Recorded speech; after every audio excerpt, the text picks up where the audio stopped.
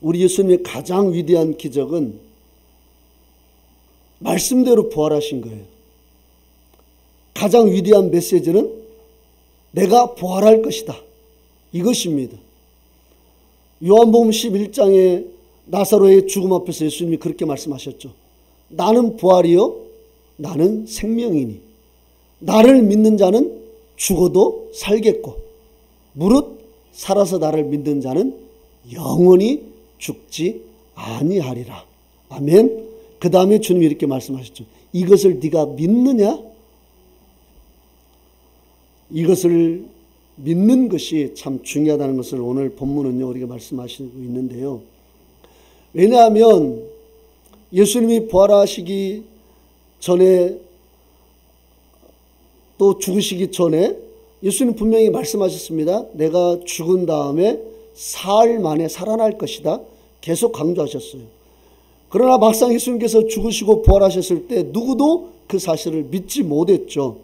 그래서 마가복음 16장에 보면 사복음서 가운데 가장 먼저 기록된 게 마가복음입니다. 마가복음의 저자가 마가지만 많은 성경학자들은 마가복음의 원저자는 베드로다 이렇게 말을 합니다.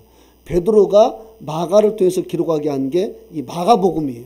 자, 그런데 마가복음 16장 한번 볼까요? 우리 9절부터 11절까지 읽어봅시다. 마가복음 16장 9절부터 11절 시작. 예수께서 안식 첫날 이른 아침에 살아나신 후 전에 7 귀신을 쫓아내어 주신 막달라 마리아에게 먼저 보이시니 마리아가 가서 예수와 함께하던 사람들이 슬피하며 울고 있는 중에 그 일을 알림에 그들은 예수께서 살아나셨다는 것과 마리아에게 보이셨다는 것을 듣고도 믿지 아니하니라. 예, 예수님이 부활하셨다는 것을 마리아가 증거했죠. 마리아가 막달라 마리아가 처음으로 그 예수님의 부활을 목격했습니다. 너무 흥분했죠. 예전에 자기가 7 귀신 들려서 자기 뜻대로 살지 못하고 귀신의 이끌림에 끌려서 그렇게 저주스러운 삶을 살다가 예수님이 고쳐주셨습니다. 그 막달라 마리아에게 부활하신 예수님이 처음으로 나타나셨어요. 마리아가 얼마나 기뻤겠습니까? 와, 예수님 살아나셨네? 그래서 이제 막 달려가죠. 제자들에게 달려갑니다. 모인 성도들에게 달려가요. 예수님 다시 살아나셨어! 이렇게 외치니까 제자들과 거기에 모인 사람들이 어떻게 해요? 듣고도 믿지 아니하였다 이렇게 말씀하고 있습니다. 듣고도 믿지 못했다는 거예요. 13절 보세요. 13절 읽어봅시다. 시작. 2 사람이 가서 남은 제자들에게 알렸으되 역시 믿지 아니하니라. 예, 듣고도 믿지 아니하고 역시 믿지 아니에요. 엠마오 마을로 가던 그 두 제자에게 예수님이 나타나셨죠. 누가복음 24장에 보면 잘 기록되어 있잖아요. 그것을 마가복음에서는 이렇게 확 줄여서 말씀하고 있습니다. 이 두 제자에게 예수님이 나타나셨어요. 그리고 예수님의 살아계심을 보여주셨죠. 그래서 그 두 제자가 엠마오로 가다가 다시 뉴턴해가지고 예루살렘으로 올라가서 제자들과 거기에 모인 사람들에게 예수님 살아나셨다고 하니까 역시 믿지 아니했다 이렇게 말씀합니다. 듣고도 믿지 않고 역시 믿지 않고 그냥 안 믿는 것이죠. 그때 예수님께서 어떻게 말씀하십니까? 우리 14절 읽어봅시다. 14절 읽어봅시다. 시작. 그 후에 11 제자가 음식 먹을 때에 예수께서 그들에게 나타나사 그들의 믿음 없는 것과 마음이 완악한 것을 꾸짖으시니 이는 자기가 살아난 것을 본 자들의 말을 믿지 아니함일러라. 예, 이 부활하신 예수님께서 그들에게 나타나셔서 꾸짖죠. 음식을 먹을 때 그들에게 나타나십니다. 막 먹고 있는데 나타나요. 근데 놀라는 거죠. 가지고 믿음이 없는 걸 꾸짖는 거예요. 그러면서 믿음이 없는 것은 마음이 완악한 것이라는 것을 말씀하고 있죠. 그러니까 우리가 예수의 부활을 믿지 못하는 것은 결국 그 마음이 완악한 거라고 주님이 말씀하시는 겁니다. 우리는 반드시 예수님의 부활을 믿어야 돼요. 거기에서부터 모든 것이 시작됩니다. 그래서 이 예수님께서 두 번이나 14절에 두 번이나 믿음 없는 것을 강조하고 있어요. 믿음 없는 것과 믿지 아니함이라. 믿지 아니했다. 이건 완악한 것이다. 주님이 꾸짖고 있는 거예요. 예수님은요, 예수님의 부활을 믿지 못하는 것이 얼마나 심각한 것인가를 인식시킨 다음에 그들에게 믿음을 심어주고 그 다음에 15절에 지상 명령을 내리시죠. 읽어봅시다. 시작. 또 이르시되 너희는 온 천하에 다니며 만민에게 복음을 전파하라. 예, 믿지 못하면 증인의 사명을 감당할 수 없어요. 예수의 증인의 사명은 예수의 죽음과 그것으로 끝나는 것이 아니라 부활까지 증언하는 게 진짜 예수의 증인입니다. 예수의 죽음은 있는데 예수의 부활을 증언하지 못한다? 그건 증인이 아니에요. 그것은 거짓 증인입니다. 부활까지 증거를 했을 때에 그 증인이 진짜 하나님이 기뻐하시는 부활의 증인이 될 수 있는 거고 하나님이 기뻐하시는 하나님의 사역자가 될 수 있는 것입니다.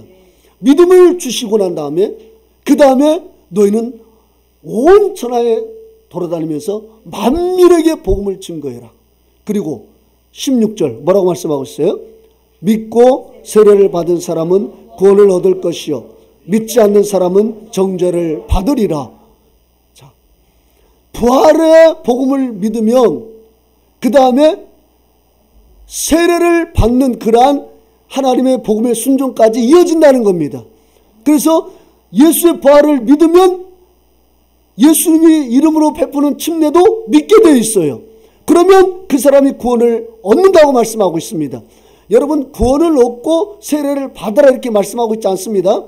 오늘날 많은 분들은 네가 구원을 받았으니까 세례를 그냥 입교 형식으로 받는 거야 이렇게 말을 하는 사람들이 있지만 그것은 성경을 뒤바꿔 말씀하고 있는 거예요. 성경은 그렇게 말씀하고 있지 않습니다. 믿고 세례를 받은 사람은 구원을 얻을 것이요 믿지 않는 사람은 정죄를 받으리라. 이거 누가 하신 말씀입니까? 예수님이. 그러니까 부활을 믿으면 예수님 부활하신 것을 믿으면 세례를 믿게 되어 있는 거예요. 그게 주님이 기뻐하시는 순서입니다. 부활이 없다면 세례도 믿지 않아도 돼요. 그러나 부활을 믿는다면 침례도 믿어야 되는 것입니다. 그게 복음이에요. 그게. 그 복음을 전하라는 것입니다. 그 다음에 17절 읽어봅시다. 시작. 믿는 자들에게는 이런 표적이 따르리니 곧 그들이 내 이름으로 귀신을 쫓아내며 새 방언을 말하며 뱀을 집어올리며 무슨 독을 마실지라도 해를 받지 아니하며 병든 사람에게 손을 얹은 즉 나으리라 하시니라. 아멘. 부활의 복음을 우리가 믿으면 침례를 믿게 되어 있고 또 하나님의 초자연적인 역사도 믿게 되어 있습니다. 그래서 하나님의 뜻을 이루는 증인의 삶으로 나갈 수 있게 되는 거예요. 그 모든 것들이 다 부활을 통해서 이루어진 약속입니다. 그래서 예수님께서 부활하실 때까지 기다리시고 난 다음에 부활하신 다음에 예수님께서 제자들에게 모든 족속들에게 복음을 전할 것을 지상태 명령으로 말씀하시고 승천하신 겁니다. 그때까지 기다리신 거예요. 오늘이 그 부활절 얼마나 참 복되고 좋은 날인지 모르겠습니다. 세상 천지요 어느 종교의 부활절이 있습니까? 그렇게 자기가 목숨 걸고 따르는 그 종교들이 많이 있지만 그 어느 종교의 부활절이 있냐고요? 없어요. 오직 우리가 믿는 예수님, 그 예수님만이 부활하셨기에 우리 기독교만이 부활주일이 있는 것입니다. 이 정말 그래서 오늘은요 너무 기쁜 날이에요. 우리가 찬양할 때도 막 원래 제가 딱 레파토리가 있잖아요. 처음에 한 3곡 정도는 느린 곡, 3곡 내지 4곡은 잔잔한 곡, 그리고 한 2곡 정도는 빠른 곡, 그리고 다시 느린 곡으로 마무리. 이게 제가 보통 찬양 인도할 때 그렇게 인도를 하잖아요. 물론 다 그렇게 하는 건 아니지만 거의 그렇게 해요. 근데 오늘 제가 처음부터 끝까지 계속 빠른 곡으로만 했죠. 왜 그래요? 오늘 아주 즐거운 날이거든요. 너무나 기쁜 날이거든요. 감격스러운 날이거든요.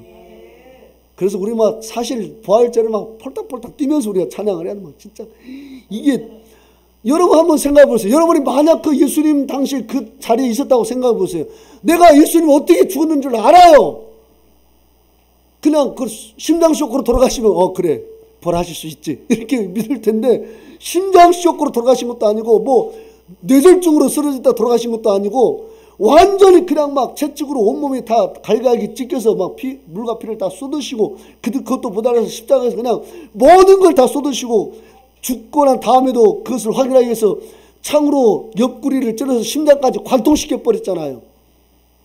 이건 누가 봐도 살아날 수 없는 죽음이란 말이에요. 그러니까 제자들이 못 믿는 거예요. 듣고도 믿지 아니했다. 역시 믿지 아니했다. 왜요? 어떻게 죽었는지를 봤으니까. 여러분도요, 만약에 그 현장에서 그걸 봤다면 누가 믿습니까? 제가 만약에 여러분에게 정말 여러분이 저를 너무 신뢰해요. 우리 목사님 그냥 최고야 이렇게 신뢰해요.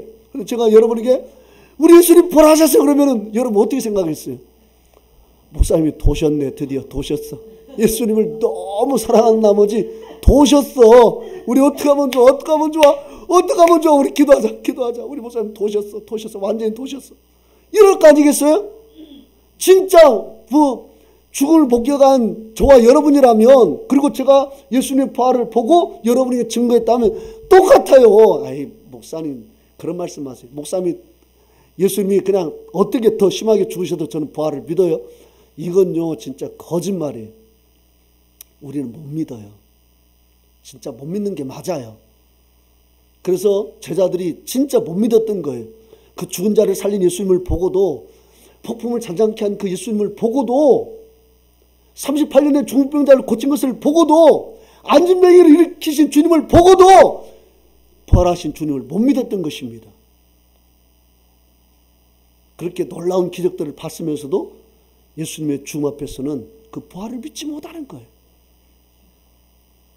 그러니까 우리가 이 부활절에 그 제자들이 못 믿었다가 주님이 나타나셔서 진짜 주님을 보고 나니까 이건 놀라는 거예요. 막 와 진짜 예수 이거 실화네요? 야 내가 언제 농담한 거 봤어? 봤냐? 그렇지만 그래도 완전 난리나는 거예요. 얼마나 제자들이 믿음이 없었냐면, 도마는 그랬잖아요. 내가 내 손가락을 예수님의 그 못 박힌 손 속에 내가 찔러갖고 너 보고 옆구리에 내가 손을 넣어서 그냥 막 휘저보고 그러면 내가 믿겠다고 이렇게 말을 하잖아요. 예수님이 이래 뒤에 나타나셔가지고 뭐라고 합니까? 도마에게, 도마야 네 손을 내밀어서 내 옆구리 한번 찔러봐. 창자국 난 곳을 한번 만져봐. 주님이 친히 말씀하시잖아요. 그게 도마고 그게 우리란 말이에요. 그게 실제예요. 그게 사실입니다. 못 믿는 게 맞아요. 믿으면 오히려 그 사람은 정말 엄청난 믿음을 가지고 있는 분이죠. 대부분 우리는 믿지 못해요. 그러니 진짜로 부활하신 주님을 두 눈으로 목격했을 때 그 기쁨은 얼마나 크겠습니까? 우리도 그 기쁨으로 찬양하는 거예요. 오늘 그냥 처음부터 끝까지 얼마나 막 감격스럽습니까? 무덤에 머물러, 우리 군가 부를 때처럼 무덤에 머물러 막 이렇게 차차차 야 수네 목소리 봐라 이러면 막 얼마나 좋냐고요. 막 흥분되잖아요. 저 오늘 찬양하면서 너무나 막 설레이고 너무나 기뻤어요. 모든 사람들 다 죽음이 끝이라고 생각을 해요. 그리고 모든 사람들 그 죽음 앞에서 그냥 아무것도 소망이 없어요. 근데 우리는 죽어야 드디어 그 소망이 이루어지니, 그 소망을 가지고 있으니 얼마나 우리가 참 기쁘고 즐겁습니까? 우리 기독교의 신앙의 완성, 믿음의 완성은 부활입니다. 여러분 꼭 기억하십시오. 침례도 부활이 있기 때문에 그 침례가 의미가 있는 겁니다. 자, 우리 베드로전서 3장 21절 보세요.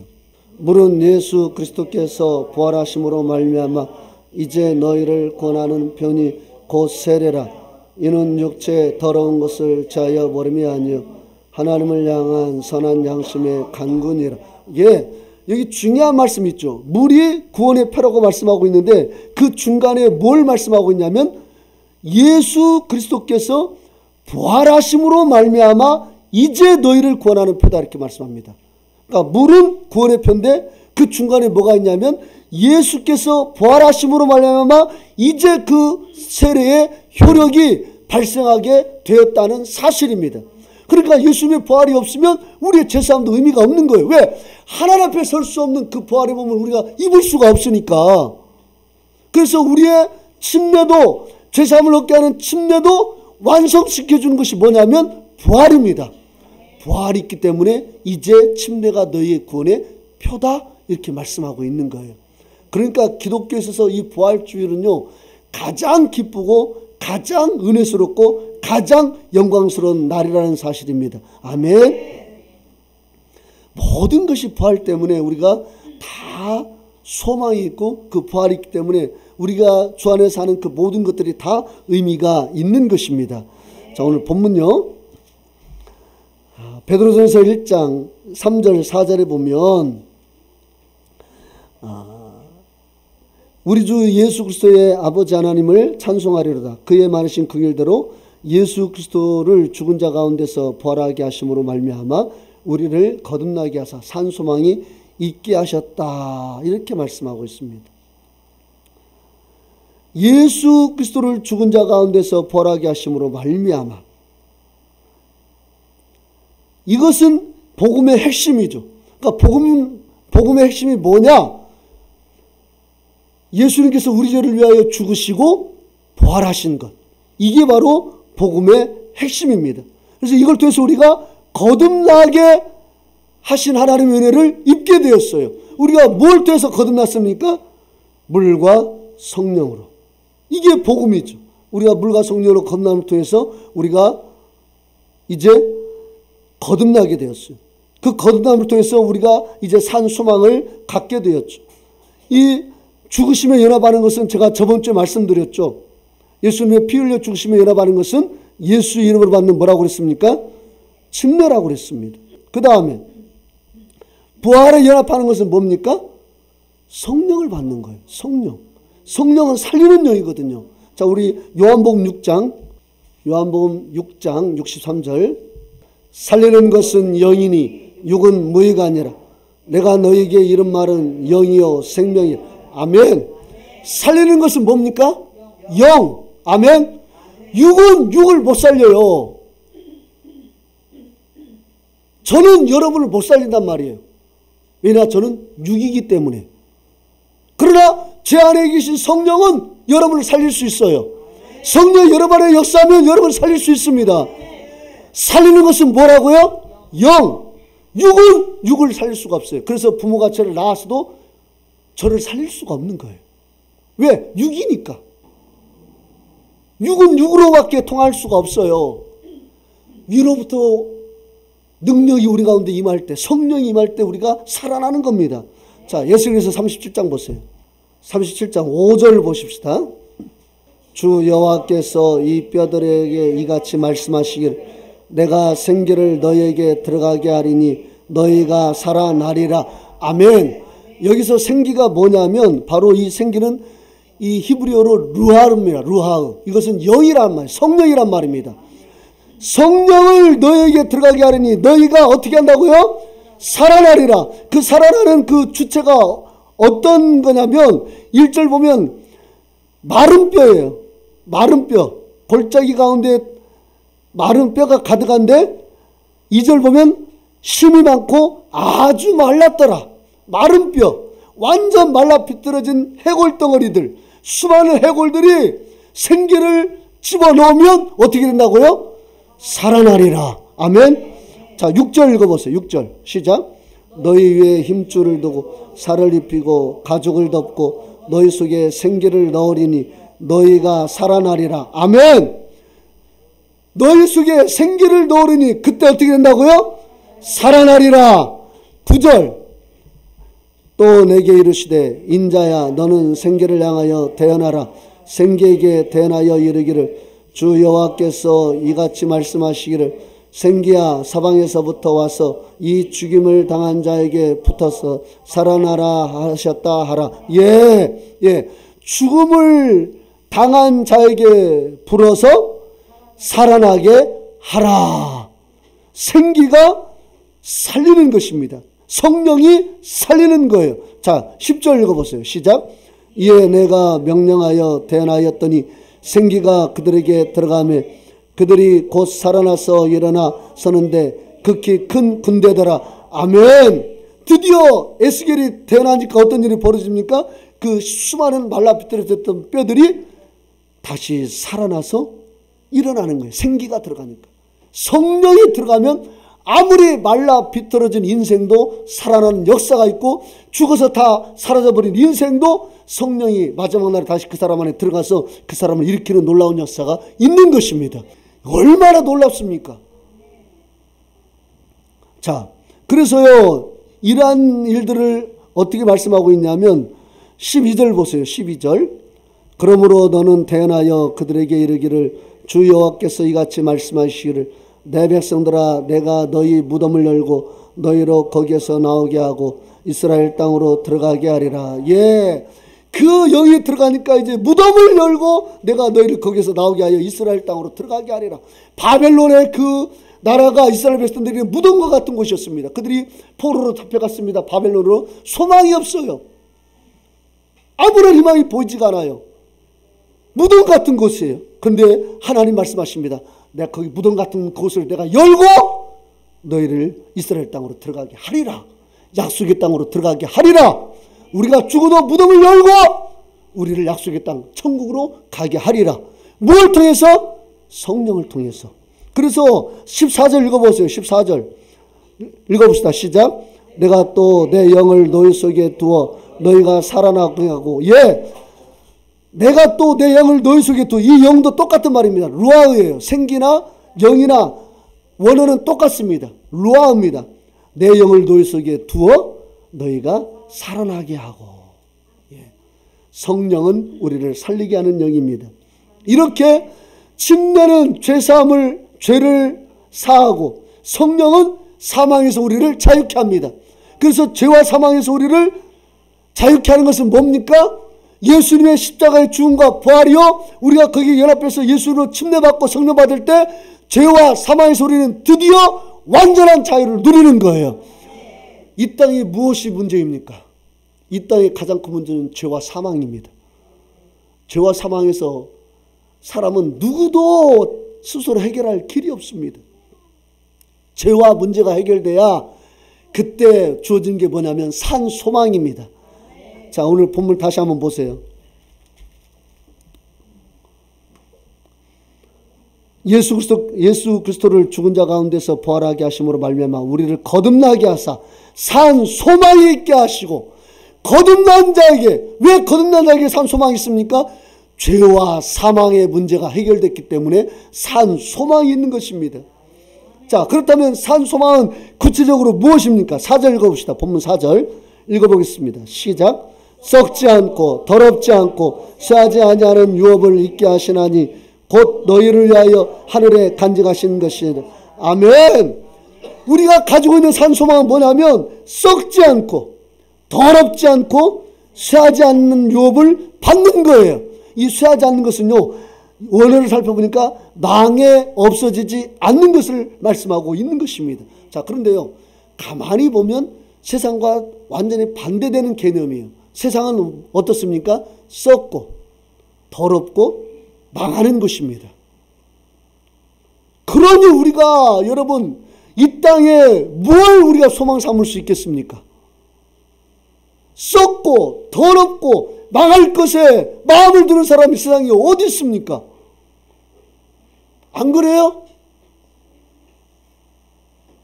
냄새나는 더러운, 어제 하도 냄새 나가지고 제가 그 음식물 쓰레기를 버리고 왔는데, 냄새나는 음식물 쓰레기가 좋아서 옆에 끼고 사는 사람 누가 있냐고요? 있습니까?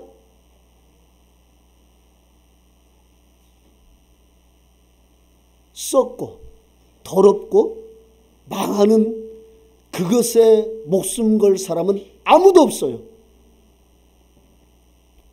그런데 이것은요, 이 세상을 볼 때 하나님 관점에서 보면 이 세상은 썩고 더럽고 망하는 나라인데, 그 이유는 죄와 사망이 이 땅을 완전히 정복하고 있기 때문에 그렇습니다. 이게 해결되지 않고서는 이 땅은 여전히 썩고 더럽고 망해가는 나라예요. 근데 사람들은 그걸 인식하지 못해요. 그러니까 이 땅이 전부인 것처럼 이 땅에 목숨을 걸고 이 땅의 것으로 가치를 삼고 이 땅의 것에 매여서 그냥 울고 웃고 죽고 살고, 너무나 많은 아픈 사연들이 땅의 일 때문에 벌어져요. 우리는 그렇잖아요. 내가 어떻게 하면 예수님을 좀 잘 믿을까? 예수 믿는 것 때문에 우리가 박해를 받아요. 예수 믿는 것 때문에 내가 자존심을 굽히고 그냥 화를 내야 될 그때 내가 미소를 지으면서 그렇게 내가 세상 사람들에게 대할 때가 있어요. 그 우리에게 참 고난이지만 영광이기도 하죠. 내가 예수를 믿는 것 때문에 하는 일이기 때문에, 썩어갈 세상에서 썩지 아니할 것을 우리가 붙잡고 있기 때문에 내가 그렇게 사는 거예요.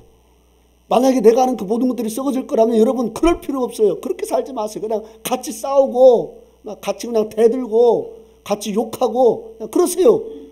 뭐 얼마나 고상하게 살겠다고, 다 썩어지고 없어지고 냄새나고 더러운 곳에서 있다가 그대로 끝나는데 뭐 얼마나 고상하게 살겠다고. 그냥 승질 나는 대로 사세요 그냥. 근데 왜 우리가 그렇게 안 삽니까? 왜 우리가 그렇게 살지 못합니까? 우리는 썩지 않고 더럽지 않고 망가지지 않는 그 나라를 유업으로 받은 사람이기 때문에 썩어질 것과 똑같은 삶으로 우리가 살아갈 수가 없는 겁니다. 이 세상은 죄와 사망 때문에 그냥 너무나 많은 일들이, 안타까운 일들이 벌어지고 있어요. 누가 누구를 속였다느니, 누가 누구에게 사기쳤다느니, 누가 누구를 진짜 힘들게 했다느니, 누가 누구를 어떻게 죽게 했다느니, 별 이야기들이 다 들려요. 안타까운 것은 교회 안에서도 그런 이야기가 들리는 교회들이 있다라는 사실입니다. 정말 교회는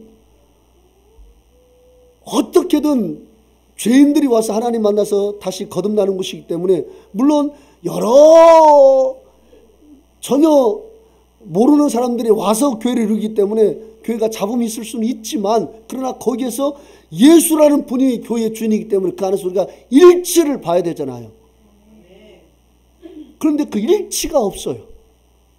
그래서 교회 안에서 온갖 썩고 더럽고 망해가는 것들이 그냥 교회 안에 그냥 여기 대해서 막 독버섯이 자라듯 자라나는 거예요. 이걸 세상이 해결할 수 있습니까? 이건 세상이 해결할 수 없는 거잖아요.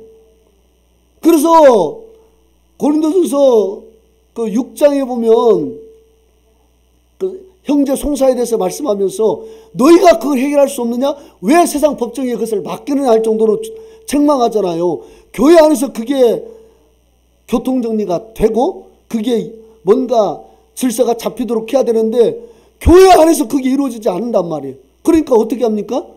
답이 없는 거예요.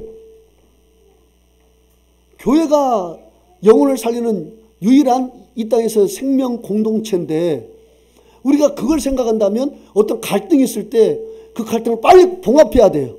그러니까 갈등이 없을 수는 없어요. 교회가 갈등이 없을 수는 없는데 있을 때에 그 갈등을 빨리 봉합해서 다시 생명의 공동체로 서는 게 중요합니다. 그게 하나님이 우리에게 주신 사명이에요. 그런데 그 사명을 망각하고 그냥 끝까지 그냥 당을 짓고 편을 가르고 그냥 뒤에서 수근거리고 원망하고 그냥 그러면 그 교회가 어떻게 하나님이 원하시는 사명을 감당할 수 있냐고요. 죄와 사망이 세상을 주관하고 있는데 교회도 죄와 사망이 주관하고 있는 그 안타까운 모습을 주님 볼 때에 얼마나 가슴 아프겠습니까? 여러분, 썩고 더럽고 냄새나는 곳에서 우리를 건져주셨습니다. 그래서 썩어질 우리를 썩지 않을 영원한 소망을 품게 하셨어요. 더러운 누더기 옷을 입고 있는 우리를 주님이 다 벗겨주시고 침례로 그리스도의 옷을 입혀주시고 주님의 영이 우리 안에 들어오심으로 우리로 소망 삼는 하늘의 신령한 신부로 우리를 변화시켜 주셨습니다. 예전에 내가 입고 있었던 옷은 더러운 누더기 옷이었는데, 물론 세상 사람들 옷을 얼마나 잘 입습니까? 죄와 사망의 문제가 해결되지 않으면 아무리 멋있는 옷을 입어도 하나님 봤을 때는 완전 누더기 옷이에요. 냄새가 너무나 나요. 그러나 죄와 사망의 문제가 해결된 사람은 비록 그냥 새 옷은 아니어도 정갈하게 입고 있는 그 옷이 너무나 아름답게 보입니다. 여러분, 이 십자가와 부활의 복음을 통해서 우리를 거듭나게 하신 것은 산 소망이라고 그랬습니다. 저는 이게 참 마음에 너무나 들었어요. 산 소망이다. 그냥 소망이라고 말씀하지 않고 산 소망이다.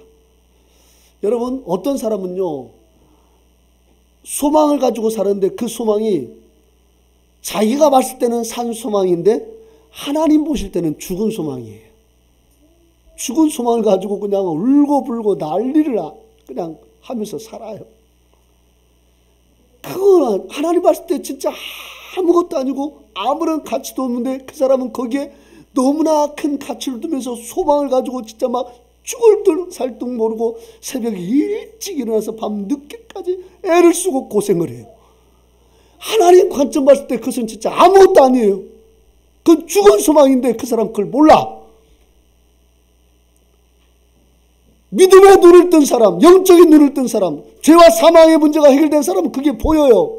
저 사람 지금 살고 있는 그 삶의 모습이 저건 산 소망이 아닌데, 저건 죽은 소망인데 본인은 몰라. 그러니까 그냥 막 그 헛된 것에 그냥 잔뜩 신경 쓰고 그것 때문에 막 온갖 신경을 다 써서 그냥 속병이 들고 마음의 병이 찾아오고 우울증이 찾아오고 근심 걱정이 끊이지 않고 그래도 거기서 못 떠나요.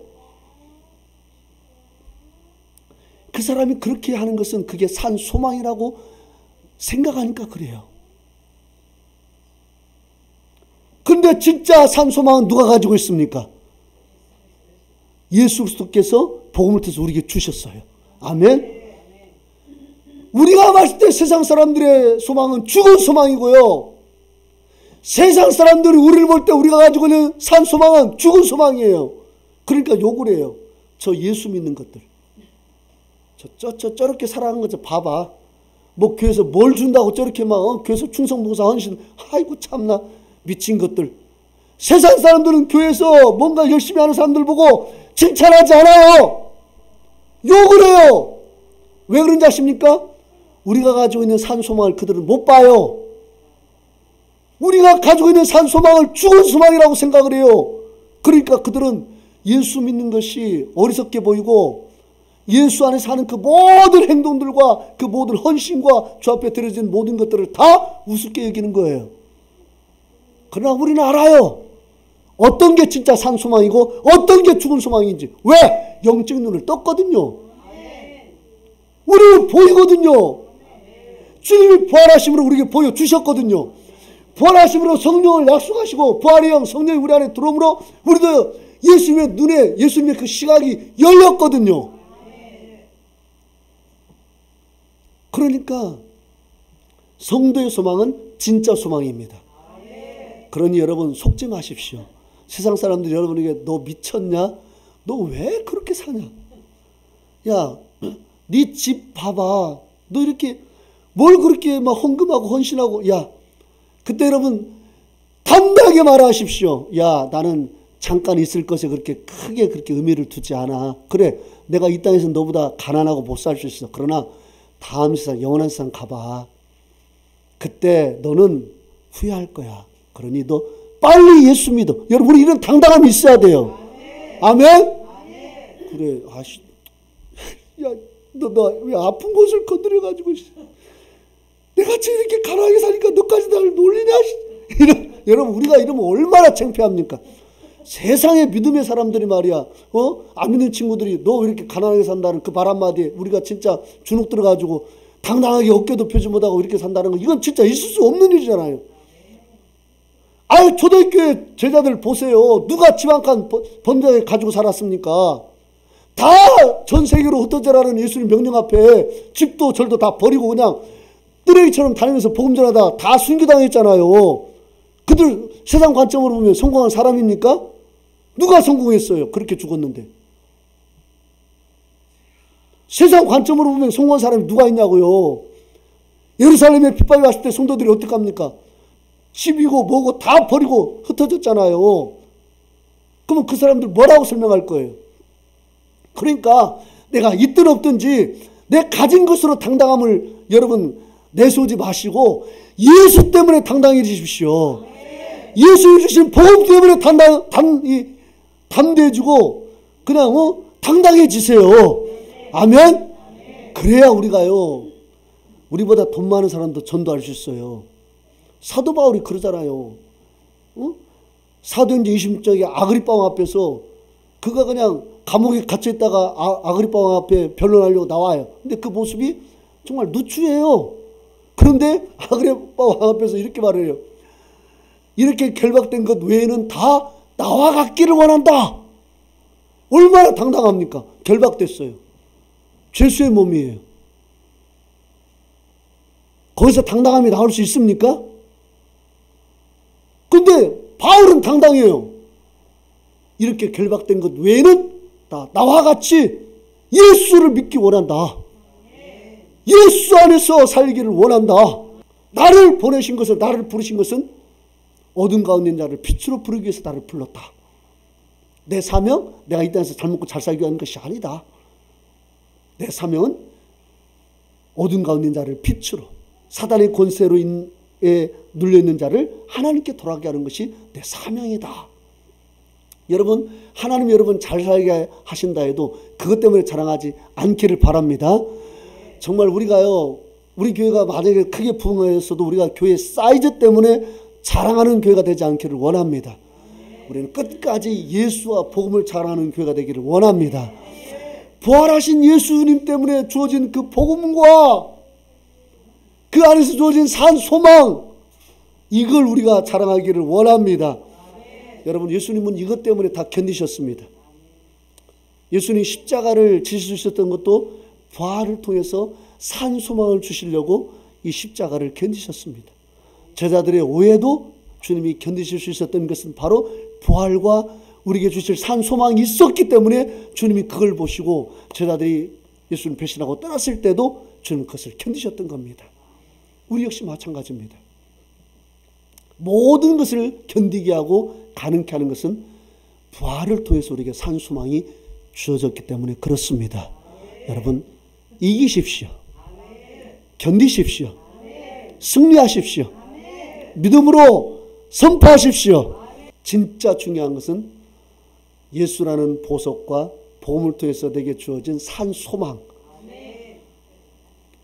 우리가 이것을 자랑하고 이것을 통해서 모든 어려움을 이기고 승리하고 주님께 영광 돌리는 저와 여러분 되시길 주의 이름으로 축원합니다.